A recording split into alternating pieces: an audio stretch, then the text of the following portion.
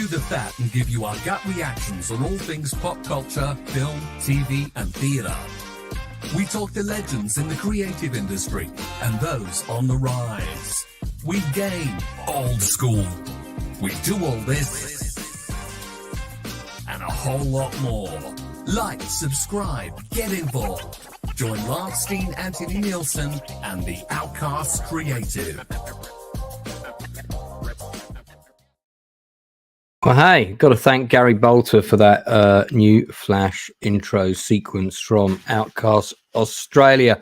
The only thing that's missing from that intro sequence is a pumpkin. How you doing, Gord? I'm doing great. I agree. It needs a little bit more pumpkin in it, but yeah. Well, Halloween's over now, so you've got to wait all the way until 31st of October next year.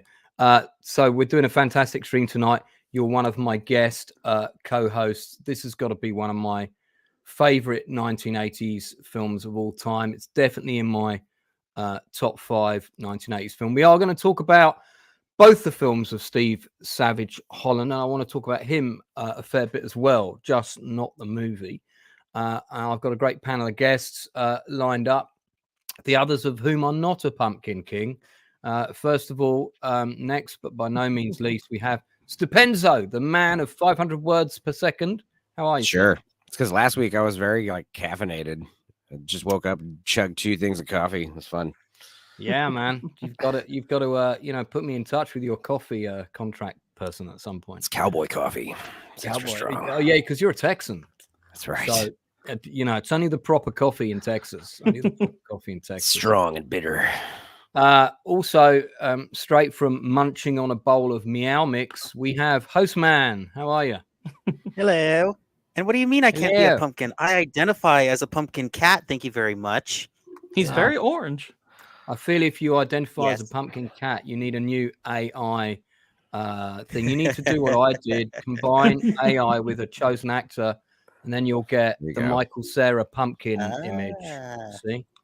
See what I did with mine? Over here, we celebrate pumpkin season all the way till Thanksgiving. These parts. So last but by no means least, on my channel for the first time, not a YouTube content creator, but an absolutely lovely man who I've had the privilege of getting to know in the last 24 hours. We had a lovely long chat last night. I thought I was a big fan of this movie, because I've watched it, God knows, must be 150 times. I have actually gone to see screenings of it in the cinema. But this man knows everything about this movie and has met many of the cast and has a signed poster from most of the cast, including John Cusack, who actually did sign the poster. We're going to talk about all of that and more with, his name's not Keith, it's Brian J. Keel. Hi, Brian. Brian, not Keith. Good to have you on the stream. Hello, all. Good to be had. Thank you.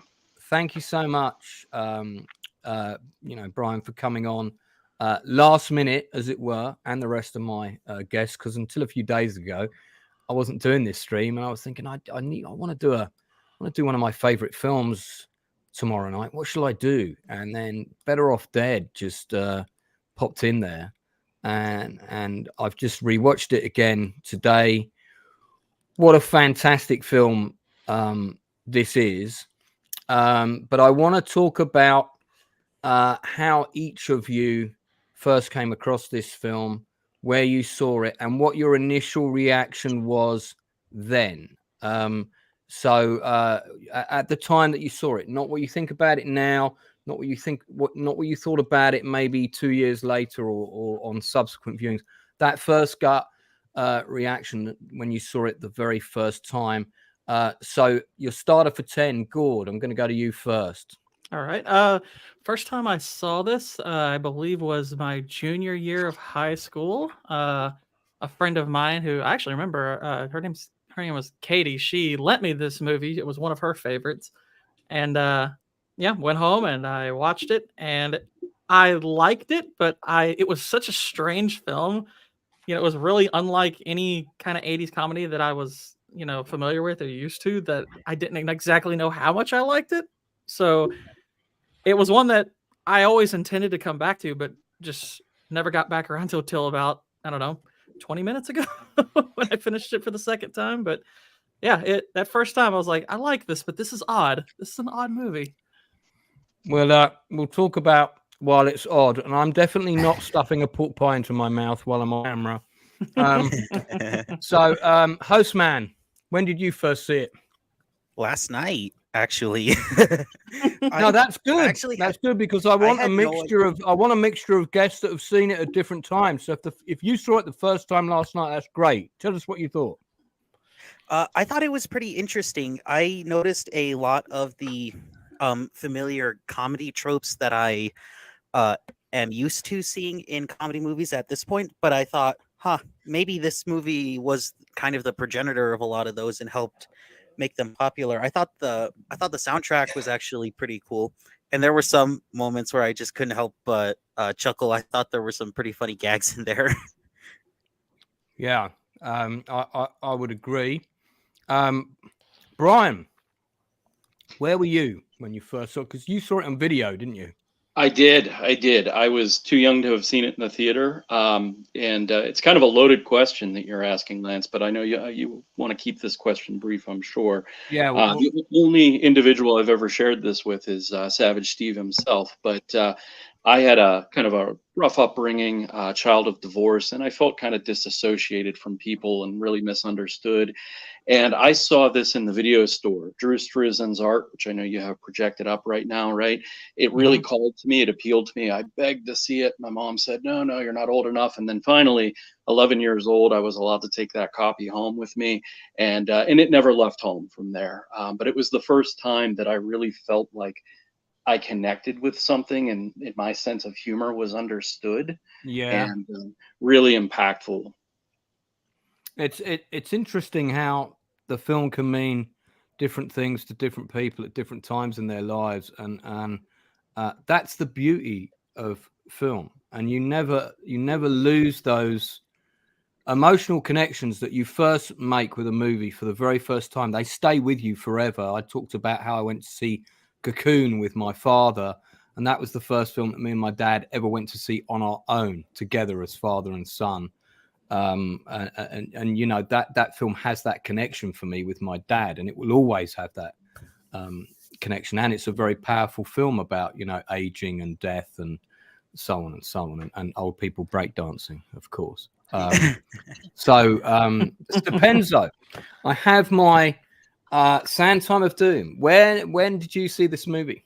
Well, I think I remember seeing clips of it on TV, like on HBO or something when I was a little kid, but it wasn't until I think I was like in high school or so where I was like buying VHS in bulk from like Blockbuster Video and when they were like Video. selling like stacks of tapes in Got the waste a copy bin. of it for like $2, and it was like definitely like I liked it because it was like just like all these other 80s comedies, like Just One of the Guys and some of these other ones that I liked a lot. It was a little bit more zanier, like Naked Gun kind of gags going on in there, and I liked that a lot about it. Yeah. Well, I first saw a trailer for it. I think there might have been a trailer for it on the VHS of The Sure Thing, which of course was a Cusack movie. And I think it was the movie that he made. Did he make that before this? Yes. Yeah. So I think it's the one he made before. The Sure Thing got a very limited cinema release in the UK, but I saw it on video. Really loved it. Thought it was an amazing film, and I was a big fan of Anthony Edwards, which is why I watched that movie. And then saw the trailer, and I thought this movie looks great. Could just tell from the trailer. And we got it like the day that it came out at the video store. I had a friend called Paul Wilkins, and we would go up to the video store every Saturday, and we'd try and get there as soon as the store opened. And this is before the days of Blockbuster. This is before Blockbuster was a thing. So we're talking about like 1983, 84. And we'd always try to get the new releases before the rest of the kids came in. And you know, because this video store would only have like maybe 2 copies of a really popular film and 1 copy of absolutely everything else. So we got Better Off Dead. And we watched it twice that day. And as soon as I could afford to buy my own VHS copy, I got one in the really big VHS box, and it had the UK poster, which is the version of the poster with Cusack with the Q-tips up his nostrils on the front. Brian, didn't do you get have that. do you have a copy of that poster as well as the other one? I do not, but I'll tell you what, I have to give a quick shout. Jim Russell owns a pizza shop in Missouri, and it's got an entire dining room dedicated to Better Off Dead, and he's got one of those hanging there. Nice. It's a pizza shop in Missouri, really? Yeah, it's in Missouri. That sounds nuts. I have to feel How's like the I have pizza? to visit this establishment at some point. What was there any interesting kind of paraphernalia in there? He's got every tchotchke you could imagine. He's making custom Pop Funko, the little statuettes of characters. He's got autographs galore, posters, press kits, publicity stills, scripts, you name it, he's got it. It's pretty impressive. Wow, that is pretty impressive. I'm having a quick look for this poster online, but I can't find it. If any of my guests I'm find looking. I can find the original poster, but I can't find that UK video store quad. But I got it. so I just want to. I'm sure most people that are watching will know this story, but I'm just going to say a couple of things. So Steve Savage Steve Holland, this was his first movie, a bloody good first movie in my opinion. That's from one director to another. I think it's a massively underrated film. And then he did One Crazy Summer, which was much more studio controlled. He didn't have as much creative leeway. It was much more reined in. So that film, compared to Better Off Dead, felt very flat. And then he had such a rough experience because of this. These were the only two films he directed, which you're forgetting about how he got into college. Huge shame. Sorry, Brian. You were forgetting about How I Got into College. Oh, did he do How I Got into College as well? He did. Yeah, he did. So it's 3 features he's done. Is that correct? Right? Yeah. Sorry. Thank you. I stand corrected. So just in case Mr.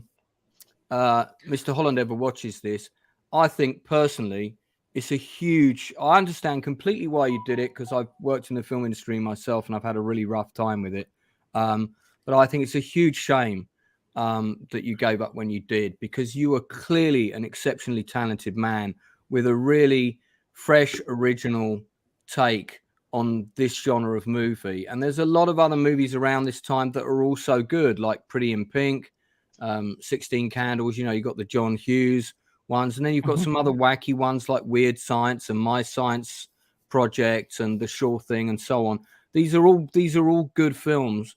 But this movie was just a little bit different, and it did have that really zany humor that made it for me. It just really stood out, and I totally got all the humor. That's probably because I'm English and we're a bit strange, but you know, Stephenzo, thank you. That is the VHS cover. Yeah, there's another one too. I don't know what this is, but still I don't very get it. weird. What's That almost looks. I've never seen that other one. I didn't get it. Why did he stick? Both very strange. Why are the Q-tips supposed to be funny? I don't really get it.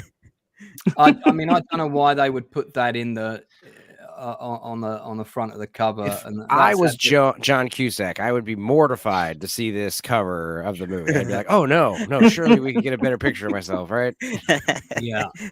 I mean, yeah, that is a strange cover. I like the fact that they put the octopus on it from the meal, which is one of my the deer onesies. Yeah, everybody's going to be wearing one of these this Christmas, right? And then the neighbors, hey, the neighbors. It's made from a real aardvark bird. Yeah. Oh, but you've got to put the hood on. That's the best part. Yeah, no, it's real good. That is the. Flick to that other one for a sec that you had. Oh, right. It's just there's that great picture of Ricky that gets given to Diane Franklin's character. Monique.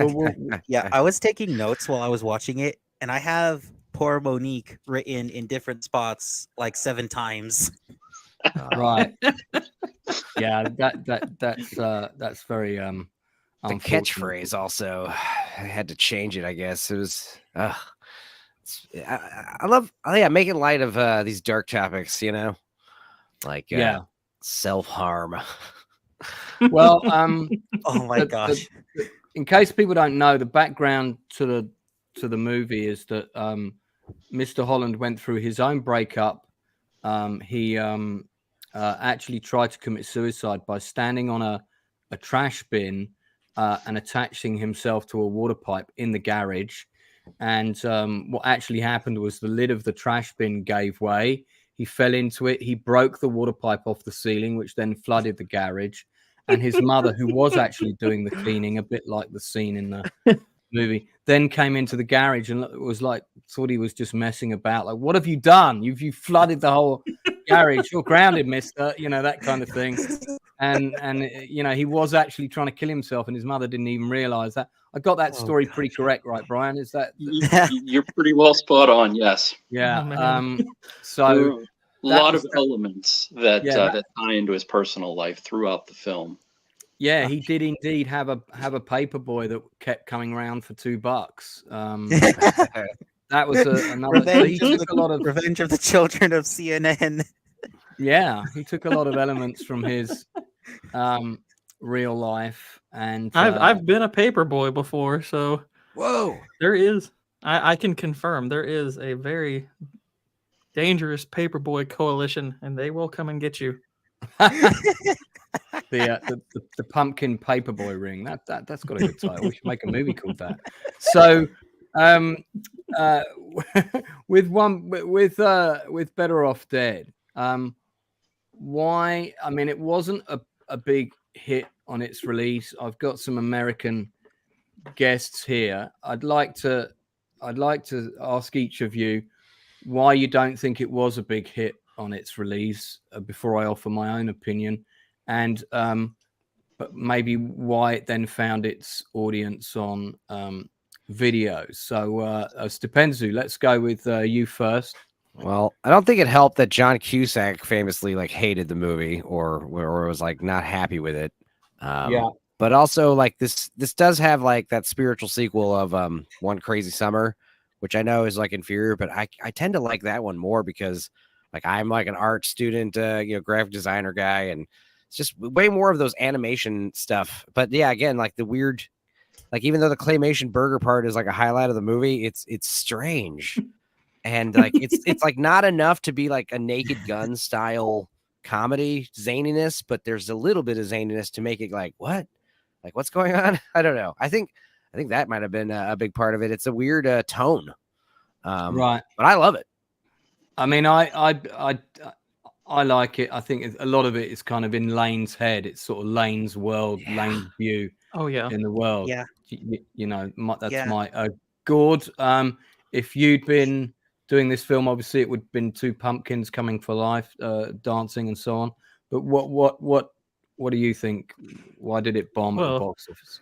Well, that movie is in the works, but I would say a big component of it is probably the type of competition it had in 1985, because there's a lot of kind of popular teen films from that year. I mean, you've got The Goonies came out that year, Back to the Future, The Breakfast Club was in 85, Weird Science, Teen Wolf. You had Pee-wee's Big Adventure kind of shoring up the strange elements. I mean, it's a lot of movies that fit the ilk. Wasn't The Breakfast Club 84? I thought The Breakfast Club was 84. It says it's got it on IMDb under 85. Maybe it was 84. Okay, but, no, I believe you.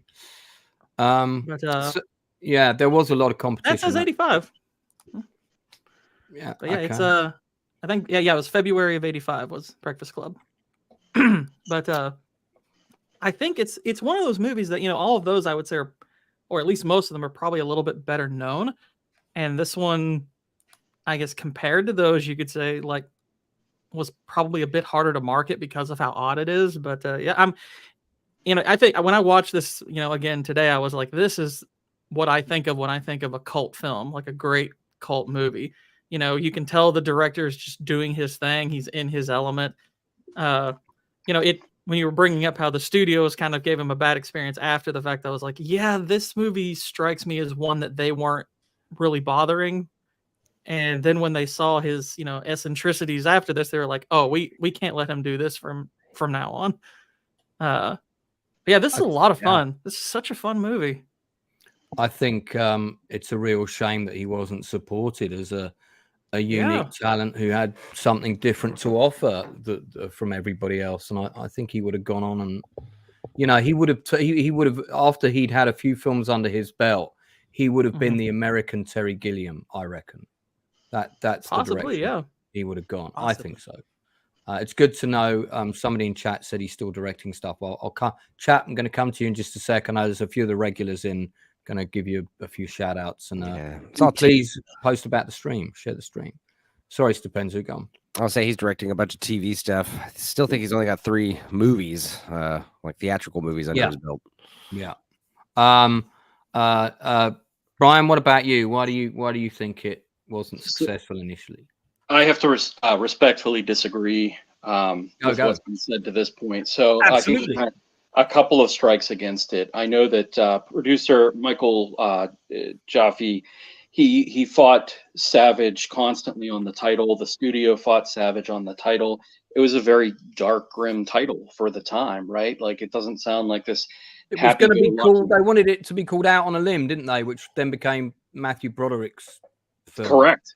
Yeah, that is correct. They really pushed on that, and of course, Savage didn't want to bend on Better Off Dead.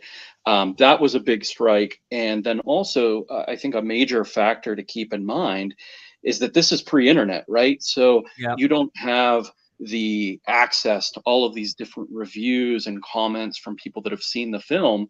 So we're relying heavily on things like Siskel and Ebert, right? And they panned this movie. They both gave it thumbs down. They didn't care for it. Huge strike. And in fact, the surrealist humor to the film was kind of a draw when they were doing test screenings. It tested through the roof on scenes like the dancing hamburger, which I would have loved to have been a fly on the wall when that movie was pitched, right? Because who is going to sink that kind of money into a dancing hamburger? But that's what worked about the movie. Yeah, I agree. I think, sorry, Hostman, anything to add on that? I know you're coming to the party late in terms of seeing the film for the first time today. Well, yeah, if Siskel, I was just going to say, if the movie didn't do well and it came out in the 80s, but later became a cult hit, I was going to bet that Siskel and Ebert probably gave it a bad review because they did that with a lot of movies back in the 80s that later became cult hits. Like Blade Runner is probably the best example I can think of. Like they panned it, and then later on when the director's cuts and the final cuts came out, everybody loved them. I mean, heck, I love Blade Runner, even the theatrical version. Yeah, me too. Like, that was going to be my bet. Like, if back then Siskel and Ebert gave a bad review, nobody was going to go and watch it. And then usually, well, also if I could add something, yes, please. You don't mind me adding something? So this released in August. August is not, up until about 1999. August was not a great box office month. Like the highest grossing movie from the 80s in August was Nightmare on Elm Street 4. And it grossed something like 49 million in the States, something in that ballpark. Didn't have an international release. It wasn't a great month for that. It's only kind of since 2000s on become a little bit better. Yeah. And I think Gord King said this earlier, but I looked at the number of feature films released in 1985, and it wasn't just Clue. There was Rocky IV, Return of the Living Dead, Commando, House. God, yeah, Commando. Pale Rider. Pale Rider, Day of the Dead, Silver Bullet, Return to Oz. All these other really well-known movies, at Rambo First Blood Part 2. All these really well-known movies came out back then. I mean, and if all these other popular films are surrounding it and Siskel and Ebert gave it a bad review and even the main actor didn't like it, that's probably going to affect it very heavily financially. Yeah, no, all great points, guys. I'm going to offer my reason as to why I think it found success on video later. Because at the video store, and some of you are old enough to remember those days of going up there to try and find that great film that you hadn't seen. You know, word and mouth, you know, at the school gates and kind of in the school classrooms and things like, hey, have you seen that film, would spread pretty quick. And also then, of course, you'd have your guys that worked at the video store recommending. And this was a film that sort of on the video market, certainly in the UK, took off pretty quickly. By the time it came out as well, Cusack had done a couple of other movies. He was, you know, fast becoming an A-list actor. We'll talk more about Cusack later. But yeah, and he was an actor whose career I was following. So anything that came out with him in, I would rent. And I think he had a couple of other straight-to-video films in the UK around this time. So you've got a lot of people going to video stores and exchanging information. And that was your local video store was a major seam of info of what was worth checking out that you hadn't seen, and they were the places when you got lured into watching a lot of Italian Mad Max ripoffs because the posters look so good, you know. So that was kind of, if it hadn't been for the home video market, I never would have seen Better Off Dead because it wouldn't have got released in the UK like a lot of movies didn't. And then gradually it built on that. And I think now when you look back at a lot of the teen comedies that came out in that time, tonally, they're all fairly similar. They don't take, they're not too zany. Some of them take more risks than others. This one definitely took a lot of risks. And I think because of that, that's one of the reasons why it always stuck in my memory. It's also got a really good cast, which I want to talk about next. So we'll jump onto that. I mean, Cusack, in my opinion, was perfect for this role. I know that Savage Steve Holland didn't want anybody else and fought pretty hard to get him. And the studio actually initially didn't want him because they thought his face was too odd for a leading man. And they said that, man. You can kind find of agree. it I mean, he is a weird little bird-faced little guy. Yeah. So, but you know, he was great for the role. And apparently he had a great time making it. A lot of the cast said that the production was one of the best and most fun they'd ever worked on. And then he walks out 20 minutes into the screening. I mean, my view is that he should be very proud of this film, regardless of what he thought about it at the time. That's my view. And Steve, you know, Savage Steve Holland should be very proud of it too, as should everybody else who worked on it. The fact that it's got such a long shelf life and is still having cult screenings both at home and internationally, and people still talk about it. The fact that we're talking about it now with a sort of international panel of both humans and vegetables, including cats and cats, all kinds of felines. Is a testament to the fact that it's still a film that's interesting. So,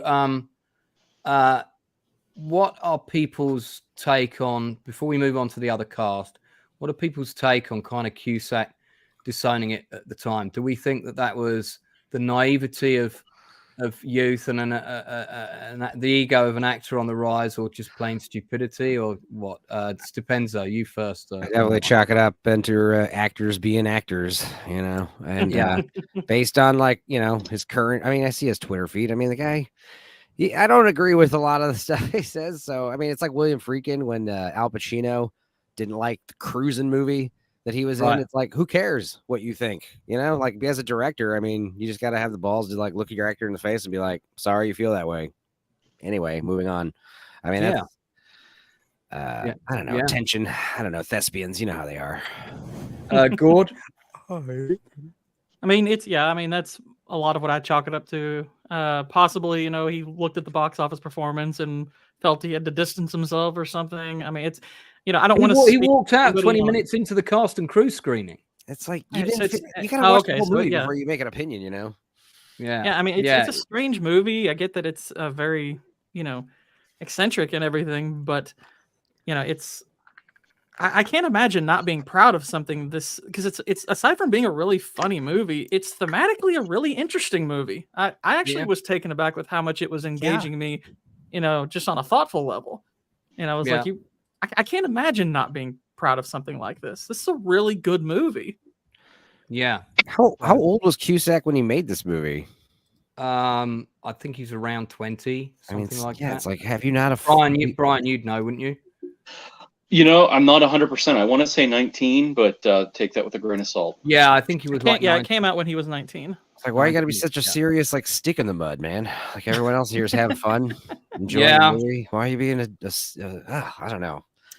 Brian, your thoughts on that? I'd like to say that you've met the man, but we know that technically isn't true. Yeah. You saw him sign your poster, but had to stay 20 meters distant. Yes. So, I mean, obviously, I don't know what it's like to walk a mile in this guy's shoes. I know that he was at the start of his career. He's fighting to be portrayed as a leading man in Hollywood. And so the first 20 minutes of the movie are certainly setting him up to almost look like a loser, right? Because we know he's going to have a redemption arc, thanks in part to the little French girl that gives him the inspiration to be a winner, right? So maybe he should have stuck around for the whole movie. But it's just a shame. But he is warming up to the film. Yeah, I mean, I know he did an open chat on Reddit, and one of the first questions that was put to him was, "Hey man, why don't you like Better Off Dead?" He must have loved that. I do like it. This is one of the films that, as an aspiring director, made me want to work with him, because he had such a natural chemistry with all the cast, his parents, Diane Franklin, Ricky. He was just, and him and Curtis Armstrong had great chemistry in their scenes together. I really wanted to work with him. I mean, I wanted to work with him since I saw him in Sure Thing, and he had a tiny part in 16 Candles, if I remember rightly. He did. That was probably what I'd seen him in. Just gonna before we get, so John, you're not gonna watch this, man, but although I am gonna tag you in Twitter for this stream after it's finished, at which point you will probably block me because he's very fond of blocking people. But Mr. Cusack, I think you should be proud of this film, man, because I really love it. It's a feel-good movie for me. If I want to see a film about a strange octopus creature in a cooking pot, this is my go-to movie. Melvin is saying it was my go-to movie watching it coming home from bars in college. Absolutely, definitely one that you can do that on. Desert Phoenix. Those of you that don't follow Lance's gaming stream should definitely check them out. Yeah, they are quite niche, but that's Choose Your Own Adventure. I'm playing those books online live, and you can help me. You can help me turn to the wrong page and die a horrible death if you join in. Gord's actually done one of them with me, and I think we managed not to get killed, which was a miracle. It was amazing. Sure Thing is good too, from Sean Ennis. Daphne Zugana is one of my crushes. I used Cusack's speech in the pickup truck on my answering machine message. I mean, you never know who you're going to pick up. That's cool, man. My Science Project is a very good film. Yeah, I'm going to do a stream about that for sure as well. I really, really love that movie. I'm surprised it didn't get a cinema release. David Macy, One Crazy Summer. Watched this on Magic Mushrooms on holiday with some friends in Scotland when it came out. It was brilliant. Bought it on DVD 30 years later. Still just as good. Damn, dude, those mushrooms must have lasted like a long time. You were still having the same vibe 30 years later. Sean is more critical. There were some production shortcomings to the movie. Cinematography seemed a little bit off, too overexposed. I wonder if you're used to talking which one. I'm going to talk about the DOP on the film in just a sec. Nice to see you, Max, in the chat. We've also got, hang on. Gonzo. I was an extra on that movie. Very fun, pleasant experience. Cool. The whole cast was very nice. I'm sitting behind him in the classroom. Gonzo, I'm going to see if we can get that frame up and see if we can identify you, man. But thanks for coming on the stream. If you track me down on Facebook under my film writing TV name, drop me a message, dude. And if you want to pop on, tell us about your experience on the film. We'll get you on. I love that. Brian is king of this movie, and he's a damn nice man. I know, but we couldn't get that Brian, unfortunately. So we've got Brian Keel. I'm sorry, Brian. Just teasing you. You're very, very welcome, and I'm very pleased that you're sharing all your information. Now, I did not know until I rewatched the film today. I just hadn't pieced it together. That of the many quirky characters that are in this film, the two Oriental guys in the racing car, one of them is Chosen from Karate Kid. Oh, really? I noticed. Yeah, I noticed that immediately. Chosen from Karate Kid 2. Because he looks completely different from when you see him in Karate Kid 2. And I was just thinking, I've seen that actor. Oh, yeah, now I see it. Now, Lance, do you know who the other gentleman is? Well, it's like Dan O'Mada or Imada. Ryan Amada, who was the John Carpenter film Big Trouble Little China. Yeah. Yeah. Okay. Was he also Chogi in Revenge of the Nerds? Was that the same actor? I don't know if that's Amada or not. I don't believe it is. Amada did stunts, quite a number of stunts over the years. Right. So he was probably driving the car for real. I think that was Brian Tachi, who was in Revenge of the Nerds. Yeah, you think you're right. I'm just getting my Brian. Amada, this would have been his first acting credit, actually. Right. And then we got the wonderful Diane Franklin. Did anyone else ever have a crush on Diane Franklin when they were younger? Put your thumbs up in the chat now. Bill and Ted, right? Stupenza. Yeah, Bill and Ted. She's one of the princesses, right? She is one of the princesses. Could you say that in any less creepy? Could you say that in a less creepy fashion? Oh, she's one of the princesses. There you go. That's much better. Not gonna lie, watching this movie made me have a crush on her. Yeah, I kind of the same. I had retroactive crush. I think I got a frame of Gonzo. There's Gonzo. Is that him? Is that you in the blue? Let us know, dude, if that good-looking is you guy. in the blue. And also, do you still have that haircut? If so, we want photographic evidence of that visual. Thanks, dude, for getting that frame for me. Call you my adman guy on this. Admin, same difference. So yeah, Diane Franklin, she's pretty good in this, I think. It would have been nice if they could have got an actual French actress, but international co-productions weren't a big thing. Gonzo has confirmed. That's me. Hell yeah. Yeah. I can see from your partial avatar there that possibly the haircut is no longer with us. But, nice. Impressive for Gonzo's haircut.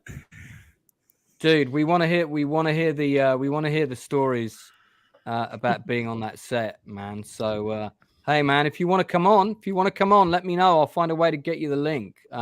Tell me how to find you on Facebook, or just find me on Facebook. I'll put my name in the chat. We'll get you on for a little bit if you want to come on. I think I've got a paid for account. I can add another person. Okay, so you can find me on Facebook under that name, dude. Just drop me a message. So then we've got a picture that'll haunt your nightmares. Yeah, because we got Kim Darby, who weirdly I had a crush on in this movie. I think it's the glasses. And then we've got one of the extras from Goodfellas, playing Ricky's mum. I mean, she did sound like she was from Jersey. Very much. Brian, what's the name of that actress who Laura plays Waterbury? Yeah, and did you manage to get her to autograph your poster? Unfortunately, not. She passed, and I didn't have the opportunity. Oh, that's a shame. that's a shame. I imagine she would have been a really fun person to be around. Just had that kind of energy. But you did meet Kim Darby, and you got to ask her a question at a screening of Better Off Dead. Is that right? That's right. This past Saturday, I drove from Pittsburgh, Pennsylvania to Lexington, Kentucky. The really awesome event called Character Fest held at the Kentucky Theater. It's a 101-year-old cinema. That's and they very close to me. Oh, you should have been there. Yeah, I'm in Lexington, so 4 of Kim's movies. The British are coming. In June. and Better Off Dead was one of them. Saturday evening, there was a brief Q&A, but it just lovely time. I remember Darby. Teen What Wolf was 2. what was the questions that you asked Kim Darby? So the question that I asked, I prefaced it with the fact that I've had in-depth conversations with first assistant director Udi Bennett, and my understanding is that she is very professional. But the evening shoot with the Jello mold, there were just take after take after take, and she was losing her mind laughing. Savage, apparently, if you crank the volume, you can hear him laughing on the final cut. And I wanted to know, how the heck did she keep a straight face while filming that scene? Right. And in true to character, Jenny Meyer, very eccentric, very quirky, she had a beat and then said, I don't remember that. And then went on a total tangent, became emotional over her relationship with Udi.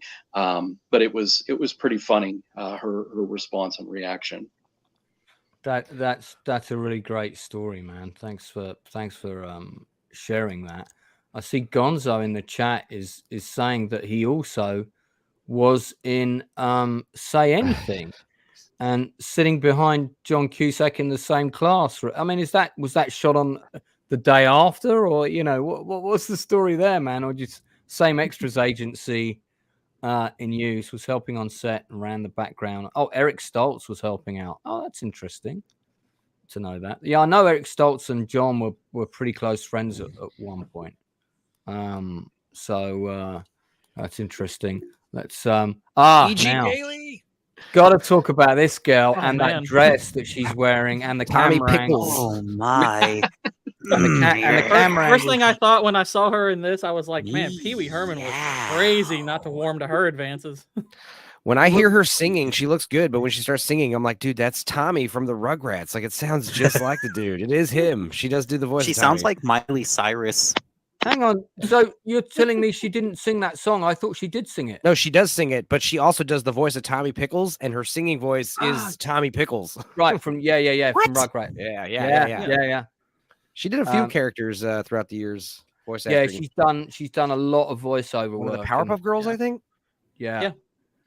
I've always known her though as Dottie from Pee Wee's Big Adventure, though. Of course. And Always you how I remember her. guys, do you guys remember her in Streets of Fire? She's got like that little role in Streets of Fire and kind of, badges her way on the bus at one point with Right. the Sorrells and Michael Prey's character. And so Elizabeth Daily she was in a few movies around this time. She's got like nearly 300 credits on IMDb, but I don't know. I thought she had really great charisma. I thought she was going to explode career-wise. She's very popular as a voice actress. But dude, I love her in Dutch as one of those call girls. That's a great Thanksgiving movie, by the way. But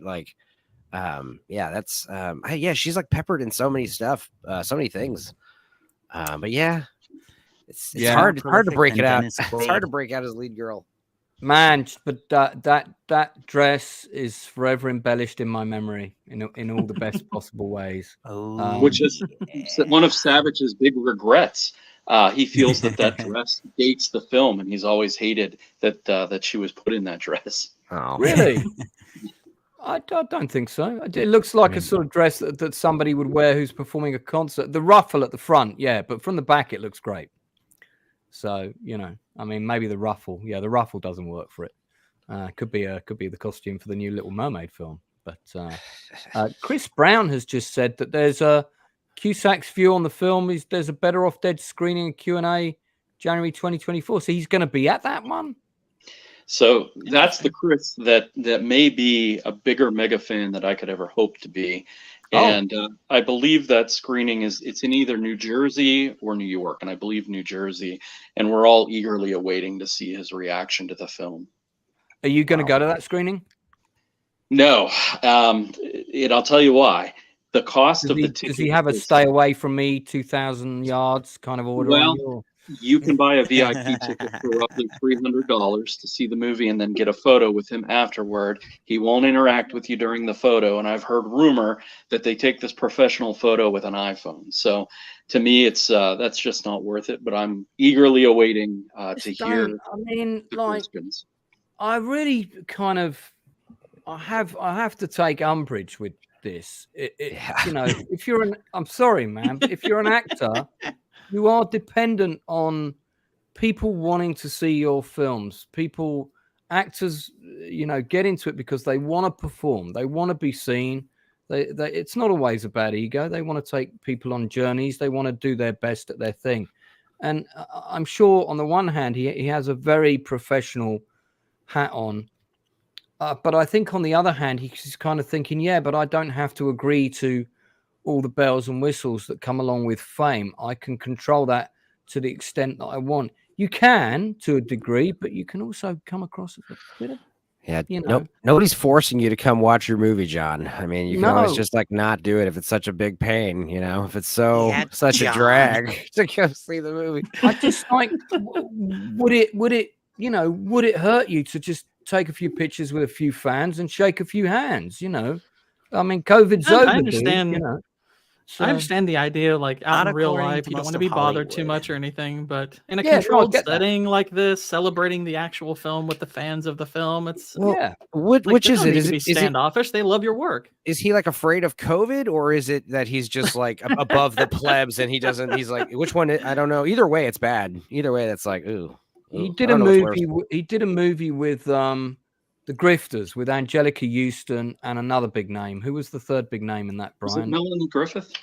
It might well have been, yeah. And that was the film that was the serious movie, had a lot of Oscar nominations, and it kind of put him went from kind of comedy lead man to here. And I noticed after that, that was from then onwards that, you know, stories drift down in the industry pretty quickly, and I just kept hearing one story after another of, man, this guy is really unpleasant to work with. And I just like, I mean, John, come on, you know, man, everybody, no one's ever said, oh, John Cusack, what a crap actor. Everybody loves you. Everybody thinks you're an amazing actor.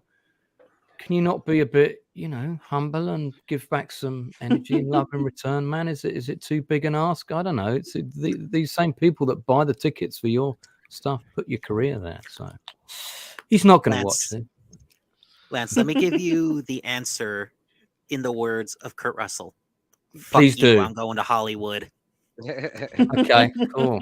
By the way, Kurt Russell, on the other hand, is one of the nicest people in the industry, and I can tell you a lot of stories about nice Kurt Russell. Anyway, to lift our mood a bit, here's another picture of the lovely Diane Franklin. Now, I know a number of people who've met Diane. I think, Brian, you've met her as well. A few times now. She is beloved in the industry. Everybody's really, I've heard lots of pleasant stories about people that worked with her on set on the Bill and Ted movies, you know, and she clearly had a fantastic time in this. She puts herself out for the fans at conventions and screenings, and she still has a very good relationship with Savage Steve Holland. Brian, you want to add anything about Diane? She's still amazingly good friends with Amanda. Just an absolute sweetheart all around. Although when you were discussing her earlier, I didn't hear anyone mention the last American Virgin. And I watched that for the first time last week, and I found myself so angry at that character, and I had to walk away to try to disassociate that Diane Franklin is not that character. And I kind of hated her for a few hours. But she's the nicest person you could ever meet. And I have to say her daughter's great too. I had the pleasure of sitting next to her in a screening in Savannah, Georgia, of Better Off Dead, and just like her mom, just a sweetheart. I hope you didn't lean over to the daughter in that screening and say, "Hey, you see the girl up on screen? I used to fancy her back when I was a kid." You know, my mom. I never had a crush on Diane. Sorry, not sorry, I guess, Diane. I just always viewed you as Monique. And Ferris Bueller's Day Off, that Sloane, that was my crush. Oh, well, that's another scream. Mia Sarah. Oh, yeah. Whew. Definitely yeah. a stream I'll do. Also appeared in Legend. Okay, now this is actually Gord King in one of his early roles. So, now this is the name of this actor. Now he was revoiced, probably much to his annoyance, I would imagine. No, that was And- just me. I'd wandered on set and as an extra, and they hadn't paid me my $2 yet. Yeah, Just kept it in the movie for some reason. It was crazy. that's $2 plus tip. And then, remember those flick combs were like they I were love really that. popular in the 80s. Everybody had one of those at school and would go, and do It's that. the cult of the children of Walter Cronkite. Run! Yeah. The actor who played this role, Brian, remind us of his name. Damon Slade. And now he's one of the few actors, and we'll show you a poster in a little bit, but he's one of the few actors you've not managed to track down to sign your Better Off Dead poster. Is that right? Yeah, that's right. I have a good sense of where he's at these days, and if anyone out there is listening and knows him, please send him my way. So, Mr. Slade, before one person on this stream is arrested for stalking, it would be great if you could reach out to us via either the Outcast Creative channel or whichever. In fact, man, I'd love to get you on for an interview. So, dude, even if this I'm not familiar with his acting career. I think he did a couple of other bits, right? Is that right? Back to the Beach. I believe he did that. His brother had a little bit more fame. Was Max Slade, did the Three Ninjas films. Oh God, yeah. I remember those. I mean, I remember avoiding going to see those, but The first one's okay if you were a kid. I think if you're a kid, I was Yeah. I was too old when they came out. 'Cause I'm an old bastard. Yeah, I think I was the wrong age for those. But Sean just adding, if I was Cusack, I'd be more ashamed of the last dozen movies he's made. Yeah, well, he's made some good and bad films. Is it sad that when you said his brother was in Three Ninjas, I immediately knew which of the three he was? Because he looks just like him. This is one of the elements of the film that, again, I think just really makes it original. The way this character comes back again and again, and I don't know if you remember, of course, that his fate is that he goes over the cliff on his bike. Well, they do cut to him like alive, like, oh darn, thankfully. It's fine after. But the original cut of that scene apparently went on for, with him falling. Apparently that went on for about another minute. And it was one of the things that they cut at the test screening. He was also in the Wonder Years. He was in a couple of episodes of the Wonder Years. And he was in Radioactive Dreams, which was directed by my friend Albert Boone, who directed Sword and the Sorcerer. So another film that I'll be doing a stream of for sure. So we want you to come and sign Brian's poster. So please do. Curtis Armstrong, what a legend. He'll pay you the $2 plus tip to do it. Yeah. Well, at least it won't be in the 300 range. I've been going to high school for 7.5 years. Possibly the only actor I've ever seen snort Jello on camera. Brian, did you get Curtis's signature? You got Curtis on the poster?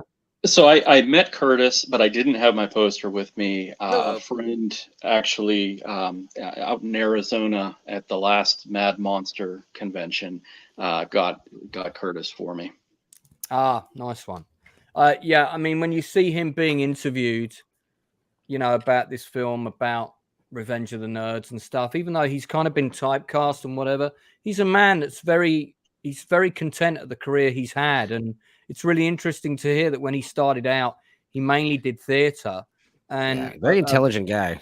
Very intelligent. And this and Risky Business were the first two sort of comedy feature film roles he did. And he was kind of expecting, if the films didn't do well, that he would slip back into doing theater again at some point in the future. But hey, it all came to pass. Michael Sutherland, Grosse Point Blank is in my top 10 movies of all time. Well, a couple of my chaps on this stream watched did it a stream yesterday about that last night. We watched it yesterday. Yeah, it was fun. Yeah. It is a good film. Curtis So- Armstrong, I love him. And you ever see Big Bully with Rick Moranis and Tom Arnold? Yeah. He's fantastic in that movie as like the crazy teacher, and he's like oversalts his food and stuff. He's insane. I love it. Yeah. I remember him popping up in Jingle All the Way when I was younger. He's playing the little Booster, the Turbo Man sidekick, Right. and Arnold Yeah. Schwarzenegger's like, "Wait, you're Booster," and he's like, "Yeah, and who are you, Mary Poppins?" Yeah.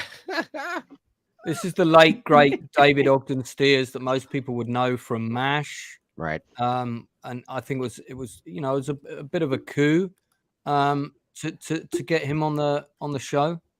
And so yeah, hang on a second. I got a message from somebody. This might be the guy that was on the movie. Oh, nice. So if it is, I'll bring him on if he wants to come on.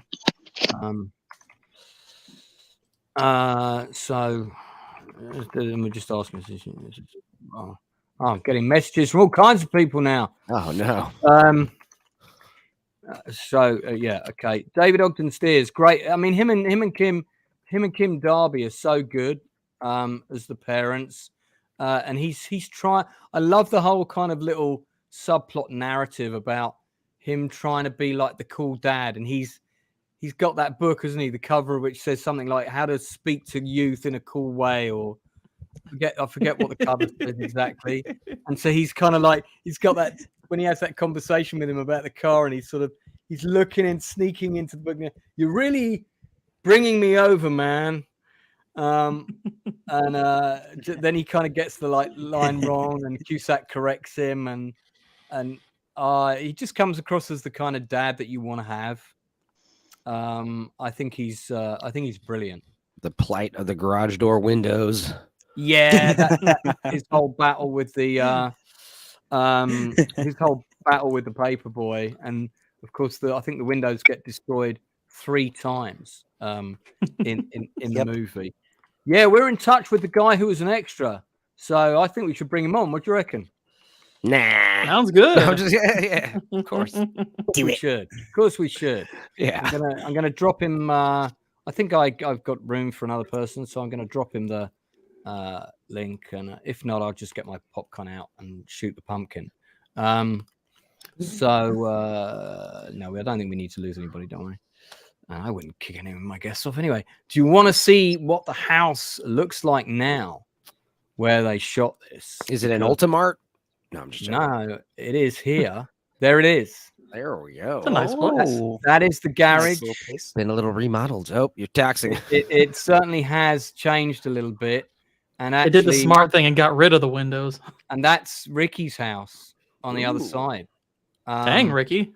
Yeah, and I seem to recall that it was a low angle, so you never saw the whole thing, so it didn't look that big in the movie because you didn't have that wide shot. Also, the house has obviously been remodeled, but yeah, and this is in Glendale, in California, so probably not that far from where my buddy Keith Gordon lives. He's in this area. So yeah, that's what the house from Better Off Dead looks like now. So we've already talked about Elizabeth Daly. I'm always quite happy to go back to her though. There we are. There he is, chosen from. And I mean, you can see it there, but I just did not recognize him at all. Just didn't recognize him. That's a running gag. It's that been would a long never time get since put in I've a seen movie Karate today. Kid too, but I noticed him immediately. I was like, it's chosen. Yeah. Poor Yuji worked so hard on that voice, Accent. the cell voice, and then they dubbed him out with Rich Little. So that I always wanted to ask that. So that's not his voice. No, it's Rich Little. He worked really hard on his man. accent too. He gave it like a Japanese flair, you know. It would have been kind of cool to hear his version. Yeah. What a shame. You have to compliment the ADR though. They synced it to his his lip did. movement I pretty really well. thought They it was did. him, just kind of putting on a full on accent there. Yeah, So, at least he isn't as bad as Arnold in Hercules in New York. I died of the same old faces, the same old things. Yes, indeed. That's a nice production still of the cast. Amanda Wyss, I first saw in Nightmare. Silverado, and then of course Oh. she had a bigger role in Nightmare on Elm Street. Freddy's first on-screen victim. Yeah, that's right. And there is someone later wearing a Freddy Krueger sweater, which I assume is intentional, or did this come out before Freddy Krueger? Is that weird? It came out. This came out after Okay, several good. Freddy Kruegers. All right, good. Yeah, so it was definitely afterwards. I think Gord's got that decanter set at home in the background. Of course.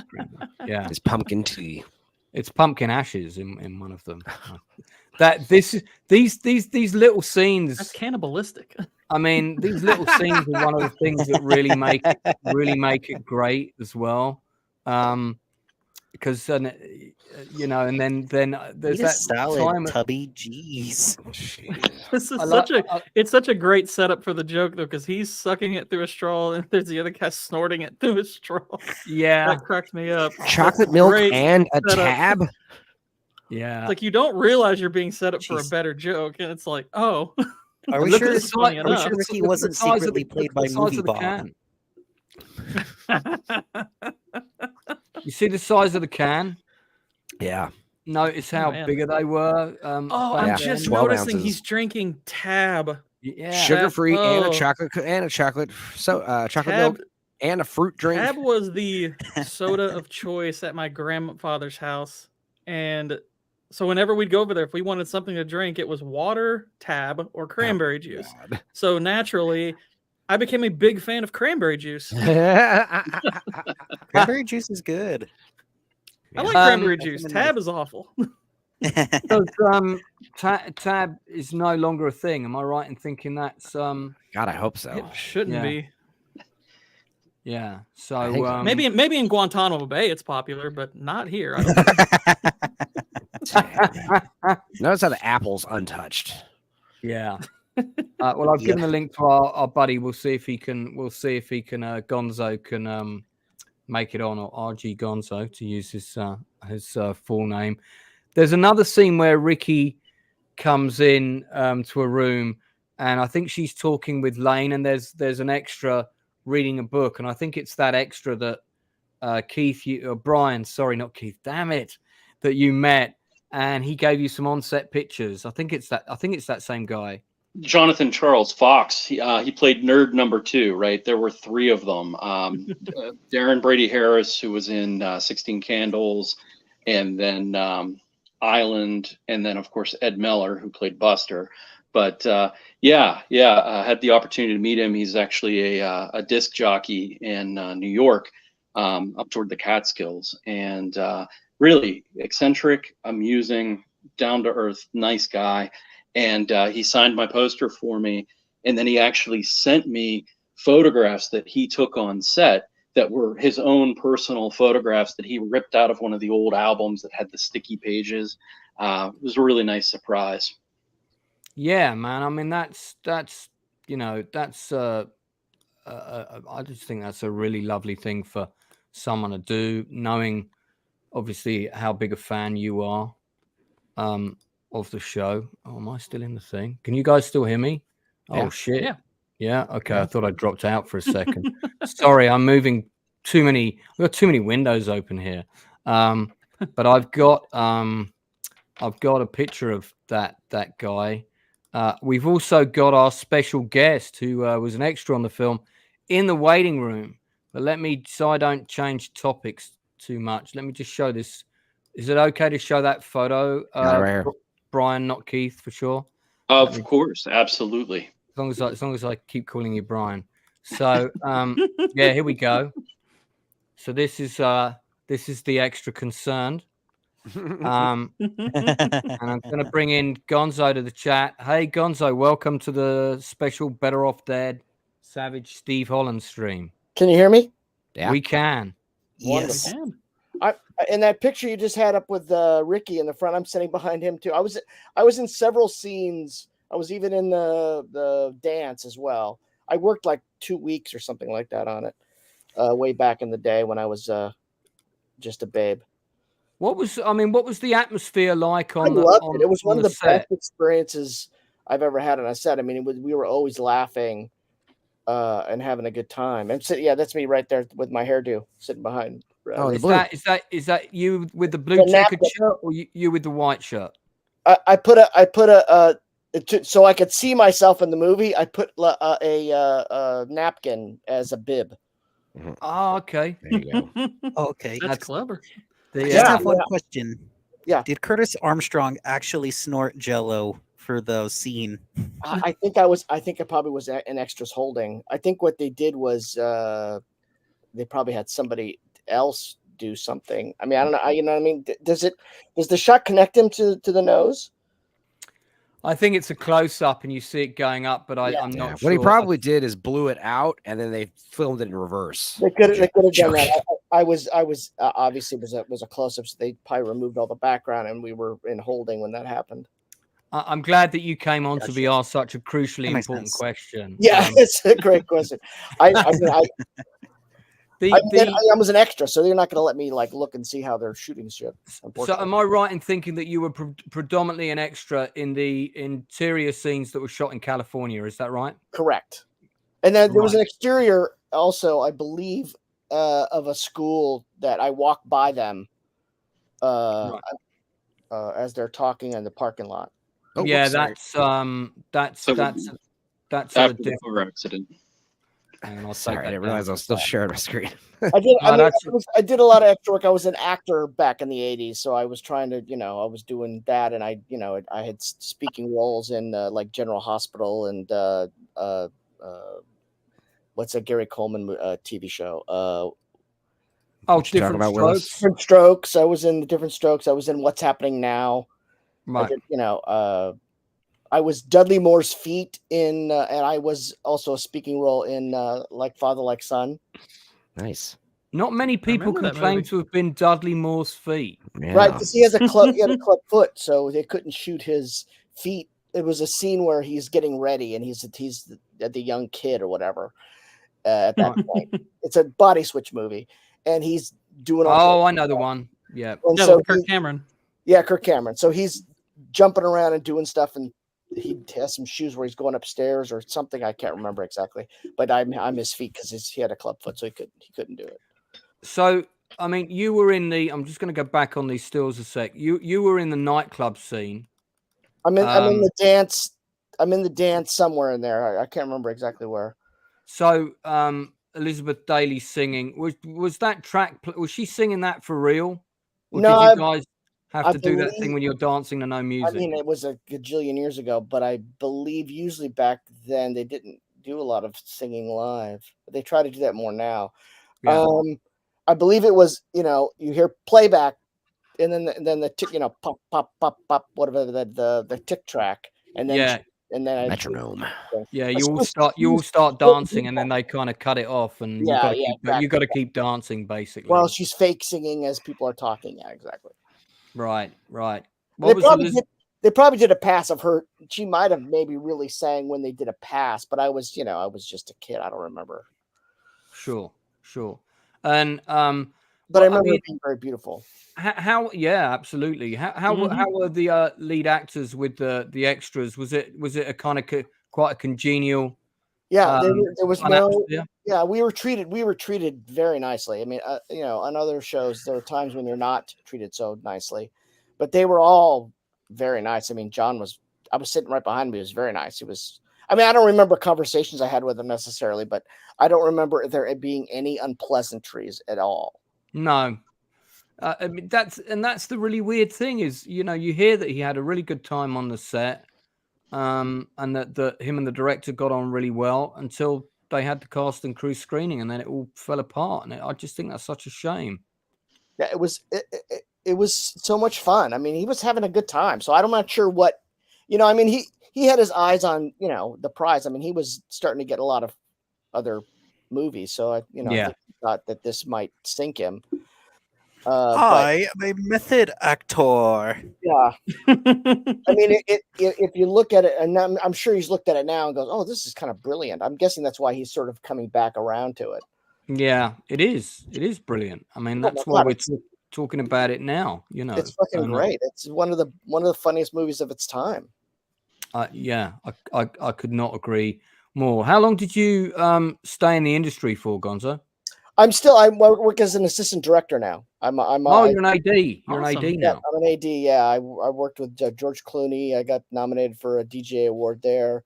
I worked with Robin Williams on one of his last projects. So I've been working. I work now on a ABC show here. Oh man, I mean, look, we I'm could not go. working at all right now, No. because everyone's But- on strike. Yeah. But we're Yeah, we could go. We could go About to down a start whole calling heap you a of. scab and throwing stuff at you. I'm just joking. No, I mean we could go down a whole heap of rabbit holes with you, Gonzo. On like you just mentioned, you worked on Robin Williams' last film. I could talk about him for half an hour, but he was amazing. I'm sure. I was his last show, the what was it called, The Crazy Ones, and I dressed as Mork on Halloween, Mhm. and I made Robin Williams laugh. So my memory of that is so precious to me because we spent the whole day laughing at each other. So it was a lot of fun. He was great. I don't know why he felt the way he did and did what he did, because everywhere we went, every person we came in contact with, whenever we shot on location, they were fans all the time. So and he knew how much joy he brought to the world. So I'm not sure what happened there. You know what I mean? I don't. Well, yeah, it's definitely. Why one is of the food always blue? Yeah.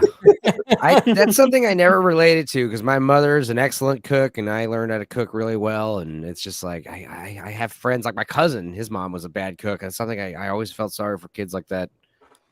Yeah. I'm assuming that the catering was better than this. Yes. Gonzo. Yeah, I remember. Like I can said, it was a imagine. very pleasant experience. I don't remember there being anything unpleasant. No. So, did you work on as a background artist? Did you work on any other sort of iconic 80s films around this Yeah, time? I worked on. Well, I did Say Anything. I also did a day on that, and I ended up sitting behind John Cusack in the graduation scene. I worked a lot on Back to School with Rodney Dangerfield. It was My friend was in that. Keith Gordon. Do you know Keith? I mean, I was an extra, so I worked on all the different sequences here in LA and the pool sequences and all that stuff. That was another very pleasant thing. I mean, although there was always talk about getting Rodney out of his room because he always had hot and cold running babes, and smoked a lot of pot. I get no respect. Yeah, What a Chad. but nobody was unpleasant to the background. Dude. You know what I mean? He wasn't unpleasant. Everybody was very nice. Yeah, there I am right there. That's you, bottom left. Whoa. Right? Yep. Same Dude, here. I mean, you could have doubled for Tom Cruise back then. Look at you. Yeah, I was. I thought I was gonna make it, man, but I ended up going behind the scenes. I think if your hair had been an inch shorter, you might have made it. No, Probably went 4 too high bigger. with the There high you top. I'm wearing the same sweater there that I wore in back in Right. Better Off Dead. You look the same, dude. It's like the same movie almost. Yeah. It looks like a. He was hilarious. He was always cracking jokes in between takes, and he was. It was another pleasant time. I had a great time on that movie. Fun. And then Oingo Boingo played in the.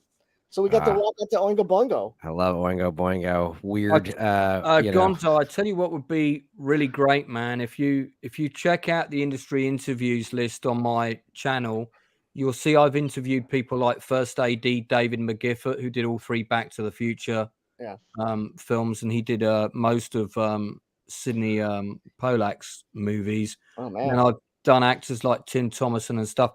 I'm trying to interview somebody in every crew position on a film set.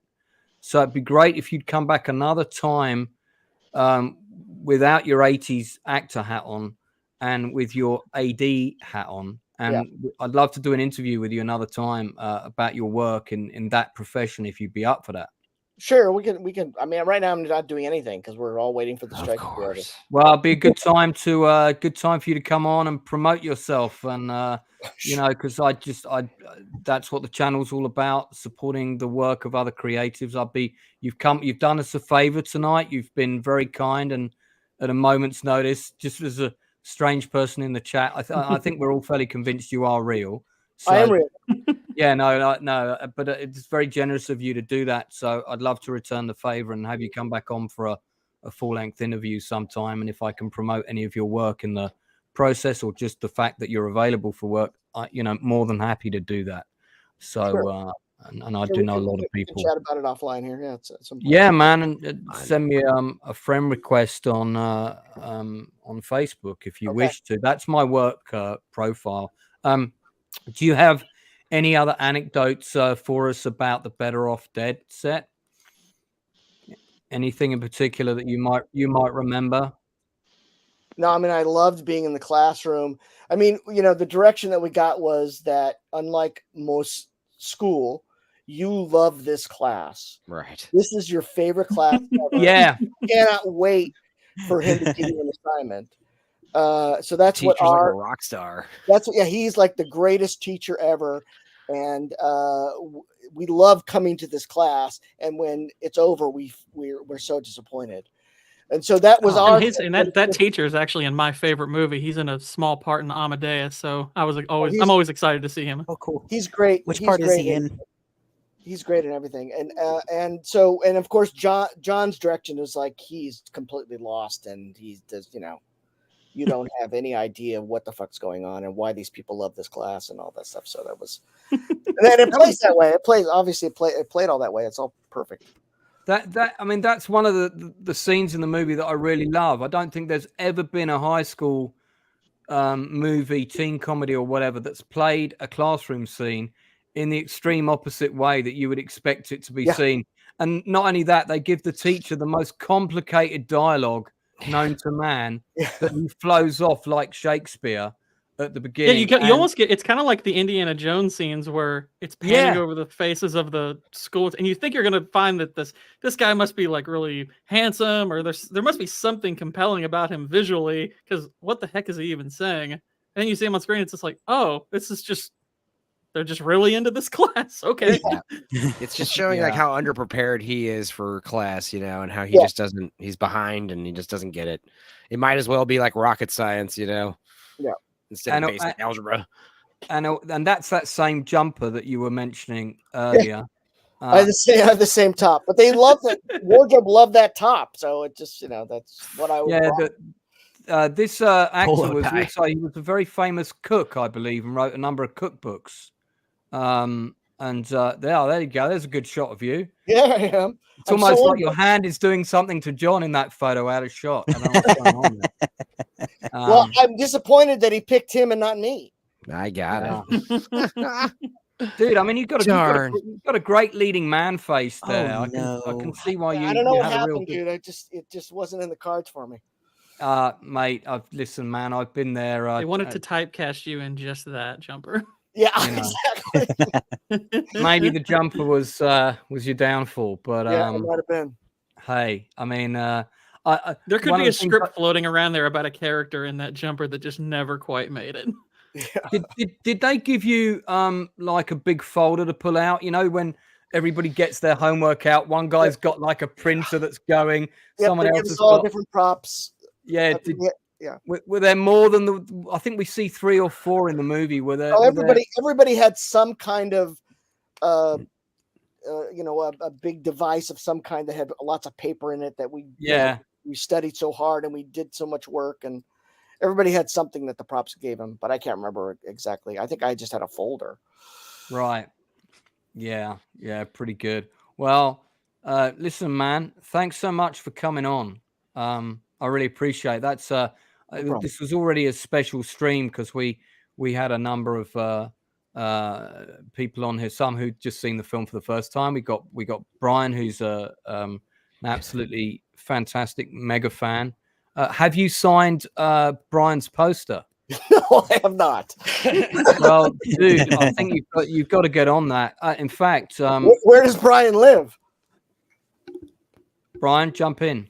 You're muted, buddy. You're muted. Unmute yourself. Unmute yourself. Sorry about that. Pittsburgh, Pennsylvania. I'll be there tomorrow. No, I'm not. Here's the poster. I'm never going to Pittsburgh. So check. But he is prepared to post the poster. Sweet. Check out all these signatures Great. on here. It's like the Sandlot baseball. Yeah, I mean, Yeah. he's got a lot of signatures here. There's even one that says Lane Meyer here. Nice. You know, and it's pretty interesting. So Great. is that roller skate? Is that the tall blonde girl? No, that's Thomas Rollerson. So in the cafeteria sequence, when Cusack is taking the Yeah. roller skates from the gentleman, and he says, "Go buy yourself another leotard," that's Thomas Rollerson. Oh, okay. All right. Ah, Yeah. okay. You got a lot of. There's Diane Franklin. yeah. And you know, Wonderful. Dan. Did you get got a- is John? Has John signed it yet, or are you still waiting for that? John has signed it, and Right. he did write a quote as well. What was his like thoughts when you pulled out this poster and he had to sign it? I mean, So I had a conversation with Lance around this last evening. Brian, it's up to you how much of it you want to say. yeah. I mean, obviously, Yeah. yeah. Plead the fifth if you want. I've tried a few times in the past and got nowhere with him signing it at different conventions.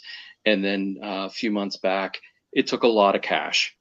He didn't even look up from the table when he signed it. Oh, I'm sorry, man. John But, hey. Cusack, everybody, what a great guy. I mean, he was. It's done. I mean, the two things I did with him, he was so pleasant. So I'm not sure what happened to the poor man. He's sold got- his soul to the devil. I don't know, maybe. Yeah.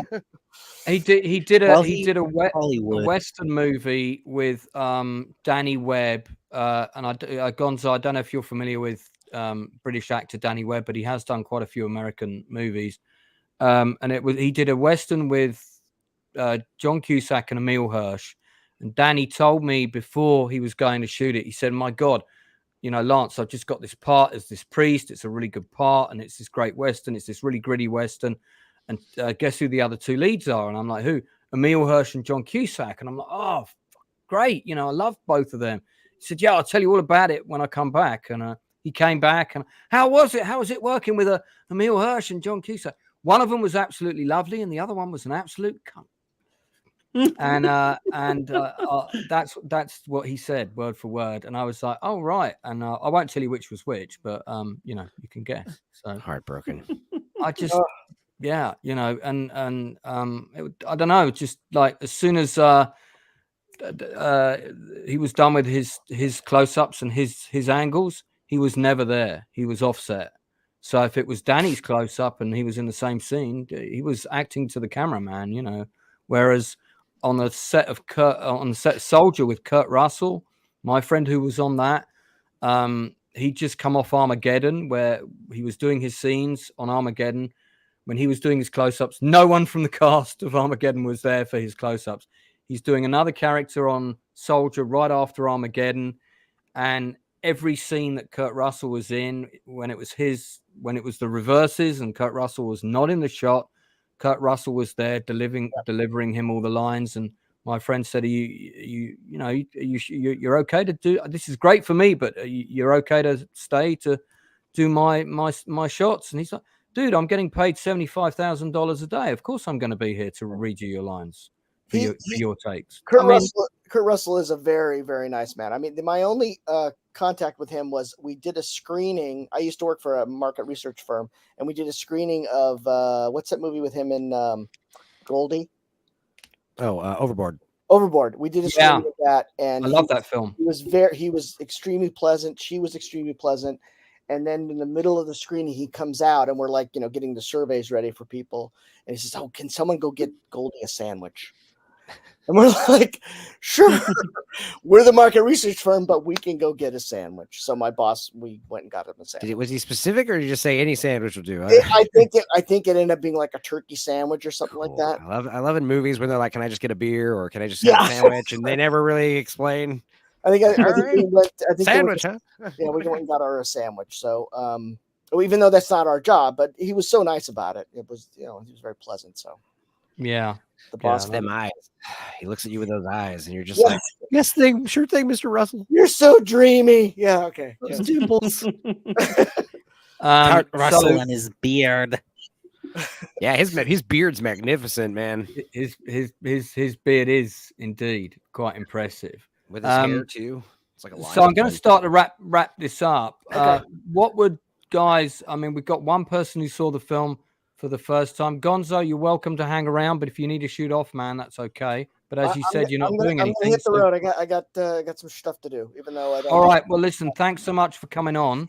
Thanks for being Reach one of out the to me good on ones. Facebook, and if you want to do that interview, let me know. Sure. Maybe we can collaborate in another way if that doesn't appeal. But stay in touch, man. I will. For sure. Thanks, guys. Thanks for celebrating this movie. It's such a good film. It is. No, thank you so much. And Yeah. if you're in touch with anybody that works on it, please pass on our best wishes. We love it.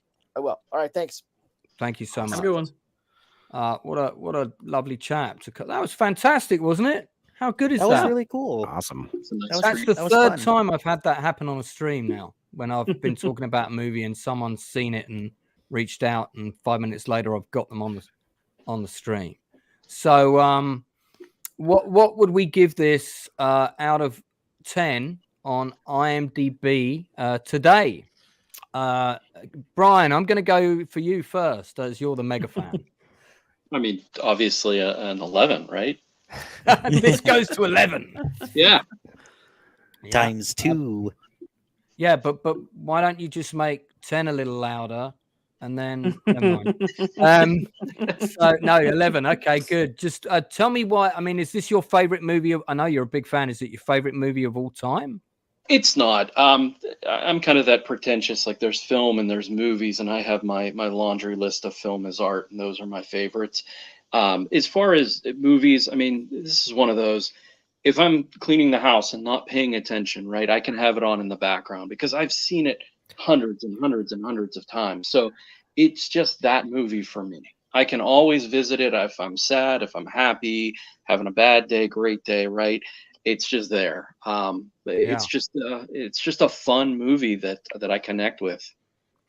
And as you're a new guest on the channel, I'm quickly going to ask you, what was the very first movie you ever saw in a movie theater? I believe The Goonies with my grandmother. Oh, wow. Nice.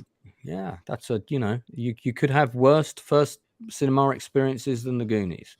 Fantastic. Okay, so 11 out of 10 from Brian.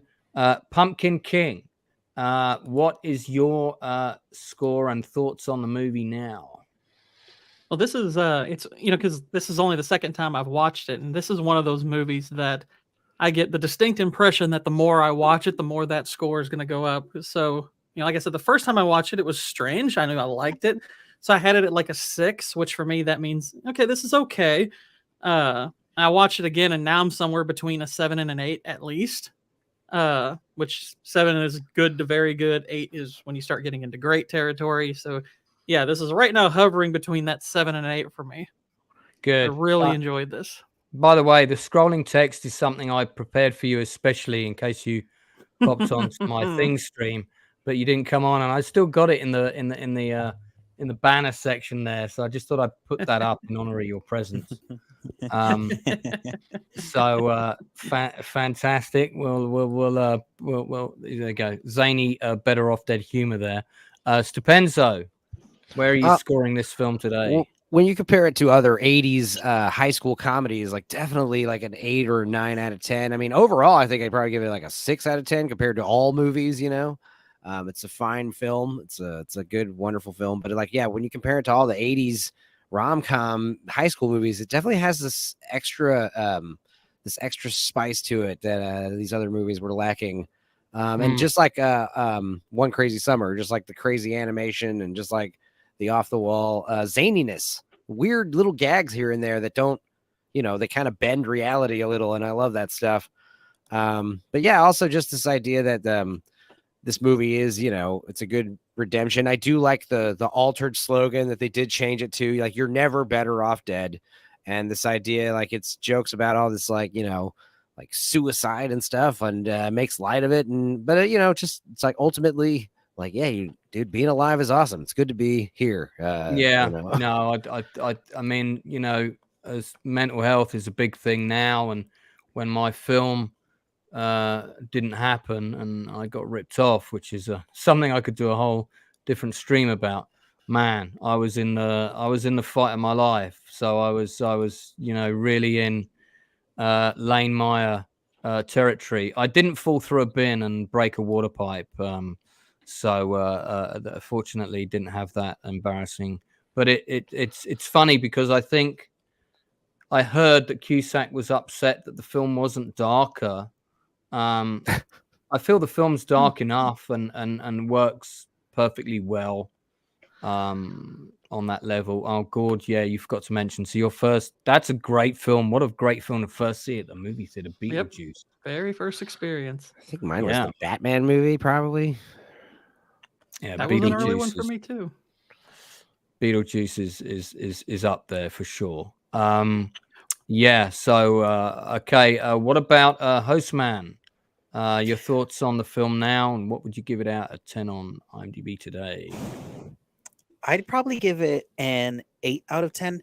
I thought it was pretty cool when I watched it. I liked the animation at the beginning, but I thought it was going to be just like a one-off thing. So I was pleasantly surprised when they did the stop motion hamburger thing and the kind of animated sequence in his journal. And then there were some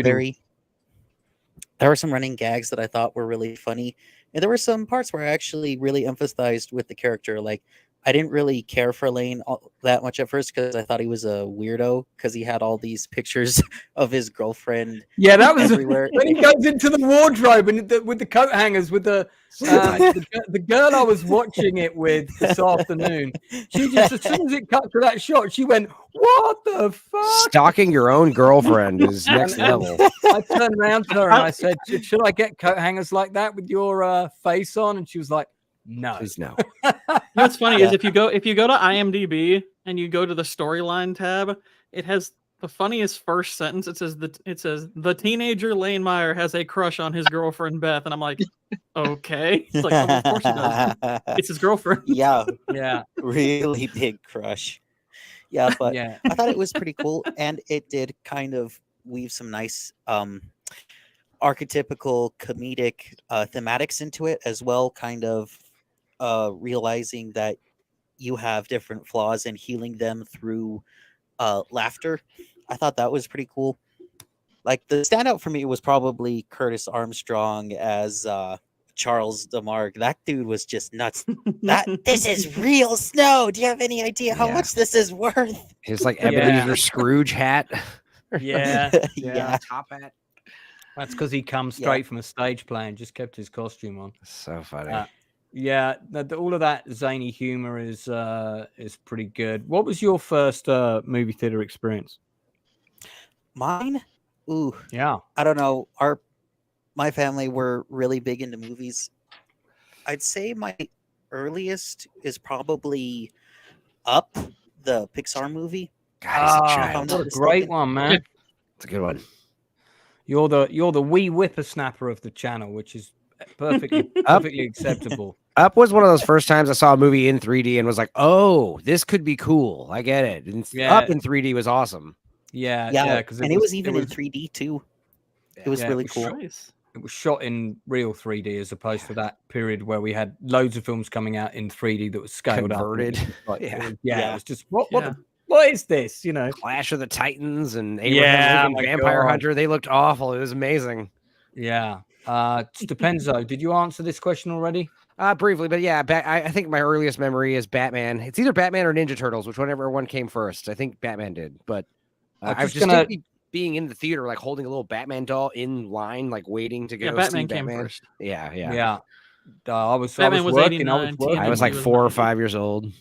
I was working at the movie theater when Batman came out, and boy, did we have to move people around to get everybody in the movie theater. You know, we're constantly shuffling people up to allow people to get the last 2 seats on a row together. And I'm going to share the rest of the stills that Brian, who is definitely not called Keith, as we've established many times. So these are some other. These are all from the same actor, right, Brian? Is that right? Yeah, these were from the personal collection of Jonathan Charles Fox. So that's the 4 nerds right there. And Jonathan Charles Fox is the second one from the right. In the white shirt, yes. Yeah. So Jonathan Charles Fox, if you do watch this stream, thank you for sharing these with Keith and de facto us, and for spiritually sending us your permission. And if you're upset, it's Brian's fault or Keith, whichever. Well, if he's upset, it's Keith. If he's If cool, with you're it, upset, it's Keith's fault, not Brian's. Yeah, absolutely. He was taken over by someone called Keith, and that person sent us the pictures.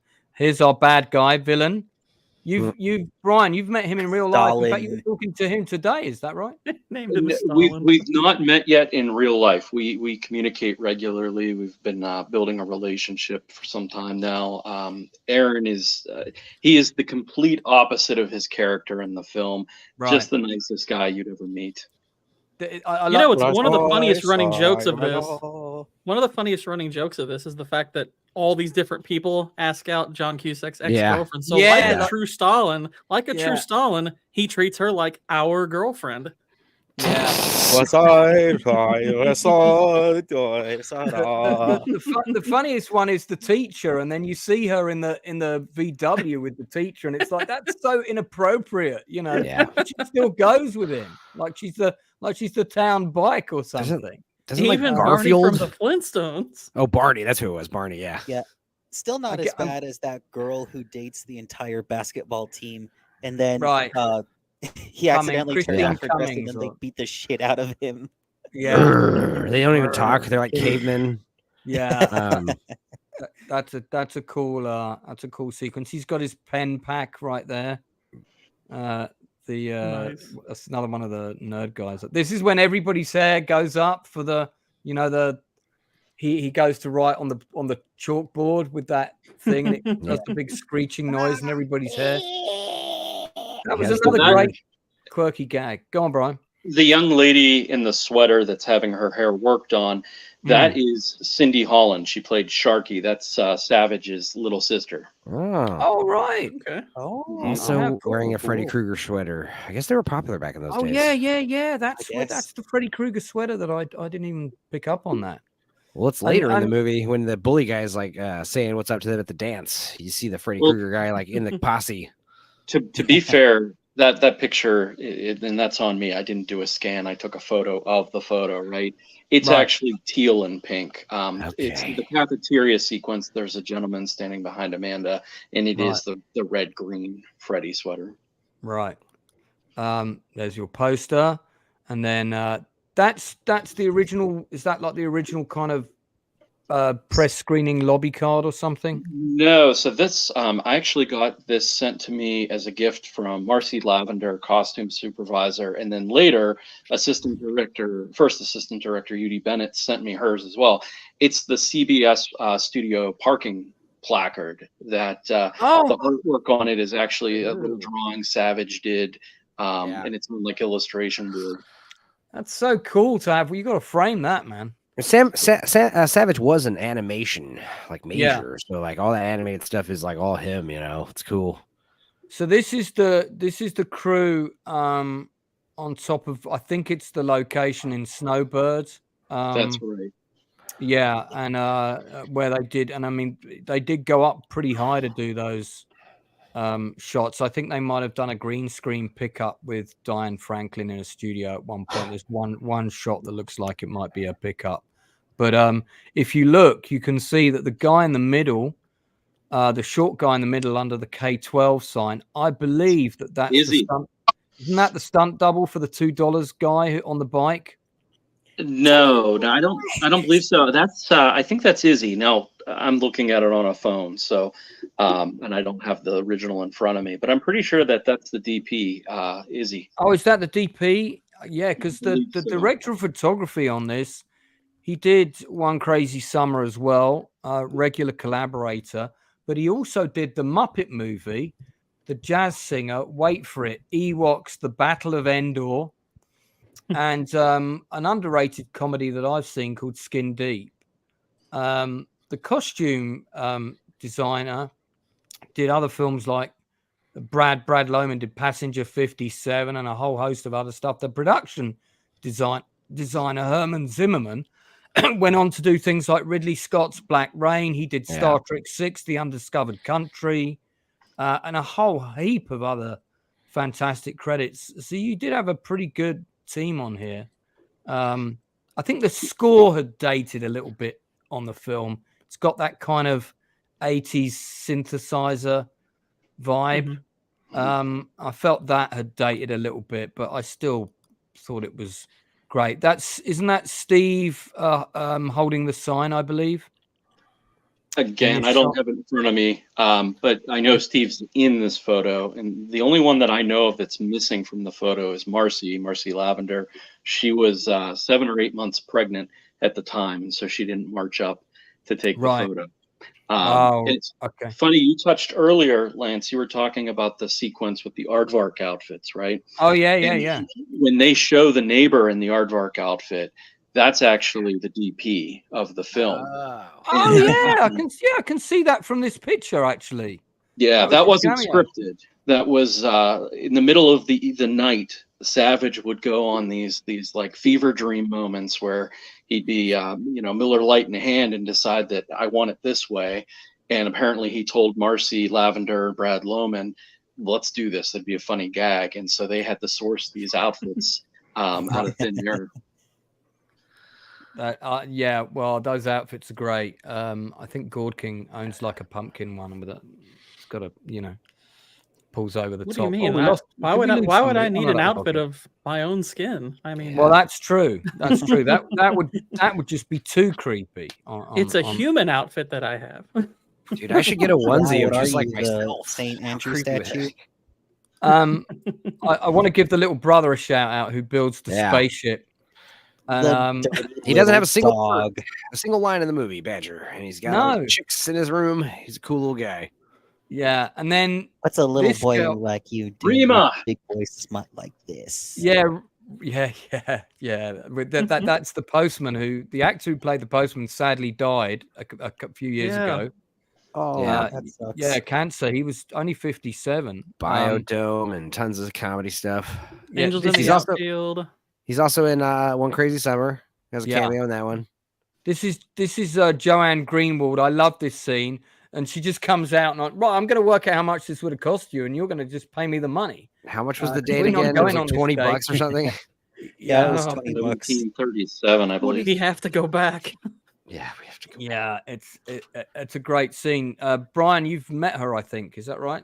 Interacted with. A lot of these folks are on the West Coast, and my wife loves me, but she doesn't love me enough to fly me across the country every time I meet one of them online. So Rima's great. She's got a social media presence. She's directing short films, and I believe she just did a feature that's been in a bunch of festivals called Super Taco. It's worth a look. It's really good stuff. Yeah. She shared some stories with me about this production. That headgear wasn't scripted. She just showed up on set with it. She thought it was fitting to the character. If you watch when the doorbell gets rang, the dog, that's a stuffed toy in the back room. If you watch, they actually dubbed over because they cut up some of the scene. Savage actually had to fight to keep her in. They wanted her out. Yeah, that's a great scene. I don't know why would they want to cut that out. Yeah. And I've heard rumor that the end sequence when Ricky walks away with kind of the nerdy girl, right? He gets his win. The original idea was to have Joanne return in that role and be the one that walks away with Ricky. But budget being what it was for that film, they didn't fly Rima out to Utah. Right. So they just got a local. It was an extra. Girl. Yeah. And thank you, Sean Taylor Negron. That's right. This is Holland's sister again, right? Cindy. Squid. She goes by Squid. She really reminds me in this shot. She really reminds me of the girl who plays the best friend to PJ Souls in the Carrie movie. And by the way, guys, Carrie's a movie I'm going to do a stream on at some point. So if anyone wants in on that one, let me know, because I'm a big Brian De Palma fan, massive Brian De Palma fan actually. But yeah, she does remind me of the actress in that. Is that her again? That is. That is right. I think so, yeah. Also drinking Tab, and again, Diet Coke. That Diet Coke, and then a random bottle of cough syrup. What is that? Yeah, suntan lotion. Sunscreen. Oh, there you go. Oh, yeah.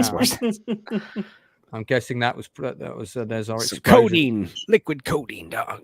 Boom. Put it in the tab. Yeah. Yeah, and that there he is hiding the book under the thing. Any final comments from anyone on the movie? Why is the boiled bacon green? Good question. Brian, can you answer this question for us? The character of Jenny Meyer was loosely based on Savage's mother. Apparently, she would get like the McCall's Home Journal, the whatever that magazine was called, and she would do these experimental recipes. So he really just played up on that, and yeah, that's why I tried to make everything look as disgusting and funny as possible. Is boiled bacon a thing in England? It is not. Okay, good. Unequivocally, I've heard that joke, and I'm like, that can't be true. It's not a thing. Okay, good. Under any Dude, circumstances. I'm always giving problem being the 411 about British food. I'll always tag him in a tweet and say, explain this. Because when I see random British food, because I'm like, what the hell is even this? This kid never went on to do much acting. 8 credits on IMDb. Scooter Stevens. His first acting debut was on Chips. Did you get Scooter to sign your poster, Brian? Scooter's using an alias. That was his alias, right? I believe I know who he is, but not yet. Not yet. Hoping to get him here. Dude, how many restraining orders have you got? Right. From these different cast people. We get restraining orders if you get caught. We'll see if we can. We'll do our best. I always noticed this Michael Jackson-esque jacket in this scene. That was kind of a random choice from the costume department, but certainly the previous photo has my favorite. Kind of joke looks in like it Michael when Jackson. he falls too. into the. Oh yeah. When he falls into the garbage truck. And the two black guys, it's like, it's always sad when they throw away a perfectly good white boy. Yeah, That's really made me laugh. my black friend who watched it with me this afternoon for the first time, I held my breath when that joke came up because I was curious to see if she would find it funny, being of a completely different generation. She burst out laughing louder than any other joke in the movie. She said that line was her favorite line. Pandering done right. Yeah, I think so. It was good. Yes. It was good. Yeah. Honestly, one of the thing I actually really loved about this movie and why I think there's such a deceptive depth to it was, obviously there's this huge heightened sense of reality. And I think the beginning of that where you see he's got all these photos of her and you're like, oh gosh, this guy's, horrifically obsessed with her. But I think what it's capturing is that, when you're young and you get like a girlfriend or something like that, that becomes your whole world in a lot of ways. You lose your virginity to her. Yeah. It's like you haven't necessarily found what you're passionate about. But it's like they really depict that interestingly, where it's like she was his whole world. And so it's like when you lose that, it's like I think that's kind of the primary theme is that he's finding other things in life to actually be passionate about and to care about. He's told himself he can't with every other thing, and he lost the one thing that meant something to him. And this other girl comes along and helps him see that there's a lot that you can live for. It'd be silly to give it up now. Yeah, that's great insight. Yeah. There's always that moment where I go, that's why I've had Gord on this stream, and there it is. I really bang on, mate. I think through all the silliness and the quirkiness. That's very true, and the whole movie is about dealing with a breakup when you're young, and unfortunately, that's something that almost everyone is destined to go through, apart from those people that are addicted to Pornhub and don't do anything else. But which is a big percentage of the youthful population, sadly. But those people that are going to have relationships at some point, some of those relationships are going to end, and how long you hang on to shit and stuff determines when you can move forward and start enjoying other things. And I've just been through that, so I completely relate to that. Actually, good stuff. So Hostman, any final thoughts? My final thought would probably be, as I said earlier, I didn't find Lane all that likable at first, but as the movie goes along, he actually started to win me over. I don't know if it was just John Cusack's performance or if it was the way he interacted with other characters, particularly Monique, where he actually matured and did learn there's more to live for, that he actually started to grow on me. But at the end, I actually kind of cheered a little when he made it down the K-12. That was really Right. cool. Well, I thought it's his arc, isn't it? He grew on you because of his arc, because he's changing. And Yeah, at that the was beginning of the film, he is kind of annoying at the beginning of the film. yeah. It's refreshing because you don't see characters change a whole lot anymore, especially in romantic or teen comedies. Most of the time, it's just that the teenager is right, and usually the adults in the room have to learn from them and take their lessons, Yeah. even though teenagers are complete idiots. Yeah. Good. Don't tell us your age. That's all good. 19. Fantastic. Yeah. Well, anybody who is watching who hasn't seen the film, myself and my panel strongly recommend you check it out. There's also a special edition Blu-ray version available. Unfortunately, Savage Steve Holland was never told when the new format versions were coming out. He's never been asked to do a commentary by the studios, who dropped him like a rock after One Crazy Summer. Again, I would say to him, you're a fantastically talented man. This is a great film that's going to be enjoyed, I think, by other generations after us. So that's the biggest compliment that any director can be paid. Fantastic. Thanks everyone for coming on and chatting about this great favorite film of mine of the 80s. I am going to be doing some other films from the 80s, including my science project. I'm going to do The Sword and the Sorcerer for sure. Probably going to do the first Conan film. But I'm trying to pick the more obscure films from the 80s, not the same other ones that everybody else does. So do look out for those on the channel. I also want to extend a huge thank you to Brian on behalf of myself and my guests for coming in and giving us all these unique pickies and posters and stories about meeting people on from the film and stuff like that. Probably also because of you posting elsewhere, we probably got our extra on today. Gonzo, also big thank you to you for coming in and giving us a few insights.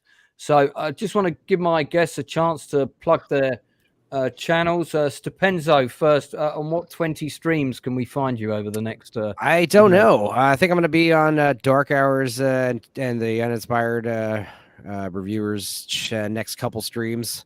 But I stream every Monday on my channel, and then Wednesdays I've got a couple Wii Watches coming out. I got Flubber came out today, and I think Warlock next week. So right. Yeah, Warlock with Gillian Sands, which I'm gonna try to watch the first two. And then I got Stupenzo on YouTube, Stupenzolicious on Twitter. Just follow me, check it out. Thank you very much. Hostman, what about you, sir? I'm probably going to be on a few streams around. Sometimes I'll be on Bagface and actually Andrew's Slight Tomfoolery Sunday streams. I'll stream with Stupenzo every now and again. And right now, I think I'm going to start working on a Ben-Hur retrospective. I've been thinking... Nice. I'd started on an Ahsoka video, but... yeah, you don't want to do tapped out. It got... Yeah. But after I started watching Platoon's and Mahler's videos, I'm like, can I really say anything that hasn't already been said on it? Maybe in a few years after a lot of retrospective insights, but yeah. I have a feeling that it's not a show that's going to get better with age, but no, it is not. And but I really like. I'm a big fan of Rosario, a huge fan actually, and of the character Ahsoka. So. Yeah, sorry, Hostman. Please continue. No, but I was just gonna say I really like Ben-Hur, the Charlton Heston one. It's a yearly watch for me. I always watch it during the Easter time. I think it's actually one of the best Christian films that directly relates to Christianity ever made. It's really good. So I was thinking of rewatching it and doing a retrospective review on it. Interesting. Okay, fantastic. Gord, what about you? Hello. So you're on another 15 streams with me in the next 2 weeks, which is good. But apart from those, I've got Cannoli Sasquatch's channel. I'm going to be on that Monday. We're going to be talking Scott Pilgrim versus the World, possibly Yeah, starring I'm yours not on truly. that one. Hang on, I think you're in that. Aren't you in that film? I think you're in that. I've heard. I might have a little something to do with it. And then Tuesday, I'll be on Jacob Ironside's channel talking about one of my absolute favorite classic films, All About Eve, which I watched for the choice. first time during the pandemic and Sweet. completely fell in love with it. That's a phenomenal film. Yeah, it's an oldie classic. Oldie classic. Great movie. One of the best female villains of all time is in that movie. And let's see, I've got a Rings of Power episode 2 review in the works. I'm gonna try to finish the script here in the next 2 days because I know next week I'm going to be really busy. So that'll be in the coming weeks.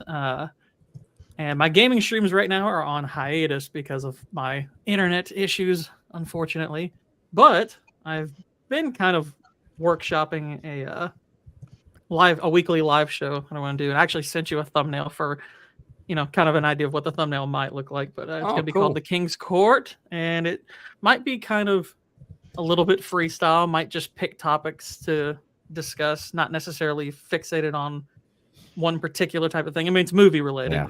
But, yeah. No, that sounds good, man. Count me in for that. If I'm available, I'm always happy to come and pop on. So Platoon better watch it, or you're gonna finish the Rings of Power reviews before he finishes his. I definitely won't be doing a Rings of Power review. So Brian, do you have anything that we can plug for you? I don't know if you have a creative outlet at all. Have you got a book available on Amazon, anything like that we can plug for you as a thank you?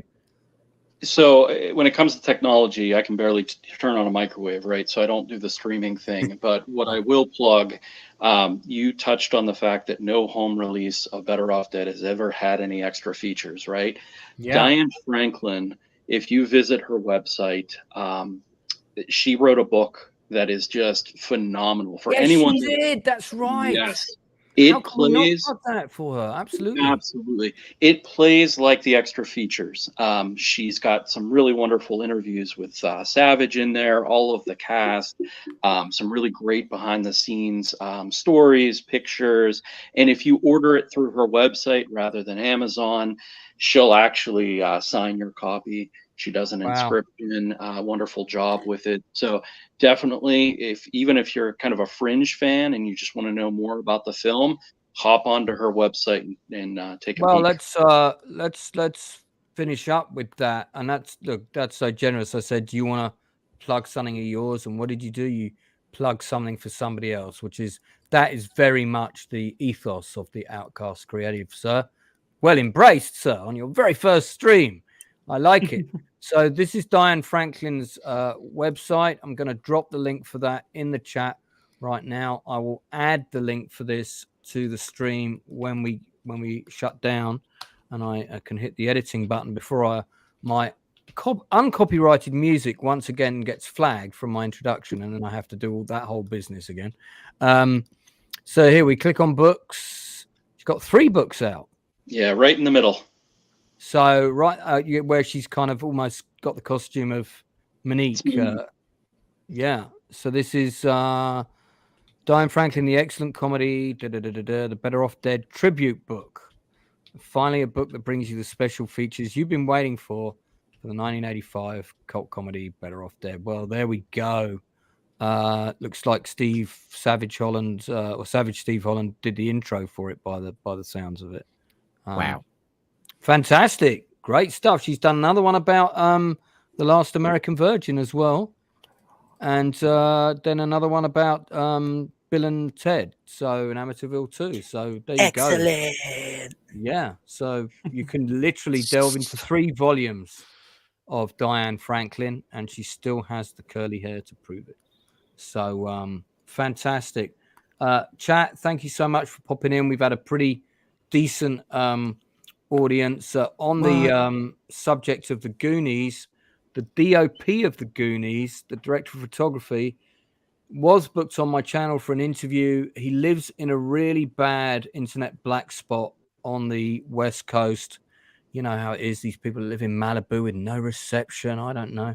Anyway, I'm hoping to get him back on We're going to try and sort it out. We're going to try and do it from someone else's house. So with a bit of luck, I will have him back on at some point. But he also did Cannonball Run 2, and he did a whole heap of movies with Burt Reynolds. And his condition to being interviewed was as long as he didn't have to talk about lenses and shots, but could just tell us lots of really cool Burt Reynolds stories. And I said, no, that sounds terrible. No, I said, of course, that sounds excellent. So that's the wonderful Nick McLean, who I'm hoping to have on the channel. We're hoping to have him on the channel this side of Christmas if we can. Sweet.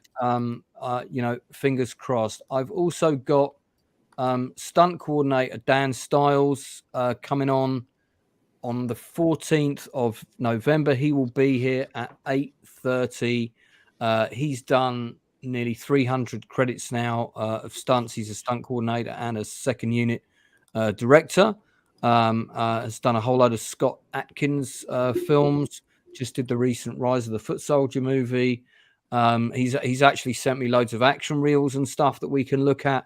So that's going to be a really interesting industry interview. That is on the 14th of November at 8:30. I'm going to be on Retro Nerd Girls channel talking about feel-good movies. Funnily enough, I'm going to mention Overboard when I'm on that channel that we've been talking about today. And I am also booked on Canoli Sasquatch's channel for a couple of things. And I think I'm booked on 10 streams for Dark Hour between now and the end of 2024 because he gave me the list of absolutely everything he's doing. Well planned in advance, Sarah. I can't do more than 3 weeks ahead. So, got to keep myself flexible for dates. But there we go. So plenty to look forward to between now and Christmas. Loads more fun content to come. Thanks to everybody for liking and subscribing. Please tell your friends about this channel.